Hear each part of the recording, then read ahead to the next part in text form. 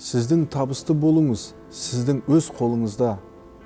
Қазіргі кезде заман тез өзгеруде, сондықтан ақпаратты игеріп, түсіну сіздің ойыңызды өсіреді, және ол сіздің табысты болуыңызға әсер етеді. Күнделікті өзгерістер, ақпаратты технологиялардың дамуы және барлық ақпарат көздерге қол жетімділік сіздің табысты болуыңызды қамтамасыз етеді. Ең бастысы, сіз табысты болатыныңызға сеніңіз және барлық күшіңізді соған жұмсаңыз. 21 ғасырда кітапханаларда, интернетте табысты болу жолының қаншама түсініктемелері бар. Бұрында табысты адамдар өзінің табысты болу сырын ұрпағына мұра қылып қалдырды. Ал біздің заманымызда осының бәрі ашық. Тек сонымен танысып, өз ісімізге пайдалануымыз керек. Табысты адамдардың тарихымен танысып, олардың жетістікке жету әдістерін өз істеріңізге пайдалану. Жетістікке жетудің ең оңай жолдарының бірі болып табылады.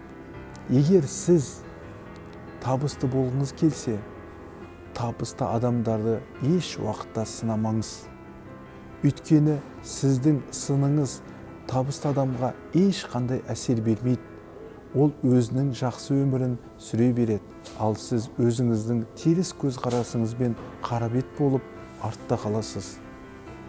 Табысты болғыңыз келсе, табысты адамдарды үлгі қылыңыз, олармен араласып, барлық жағынан зерттеңіз.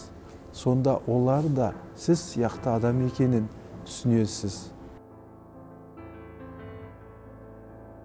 Мен бала кезімде әр істі өз уақытында жақсы игерсем, өз ісімде мықты болып жетістікке жететінімді ойланатынымын.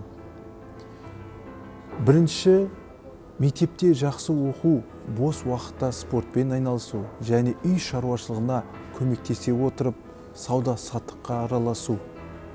Екінші, студент кезде білімді игере отырып, кәсіпкерлікпен айналысып, өзіңді іскерлік жағынан тексеру, немесе өзіне тиын әкелетін пайда көздерін табу. Үшіншіден, өте табысты адамдар мен үшін әр уақытта үлгі болатын, және олардың табысты болу әдісін өзіме ереже қылып, олармен араласып, кәсіпкерлік әдістерін зерттеп, өз ісіме пайдаланатынмын. Байлық, ерлік. Соңында Абай атамыздың басқаларды сынама және мазақтама деген сөзін еске түсіргім келеді.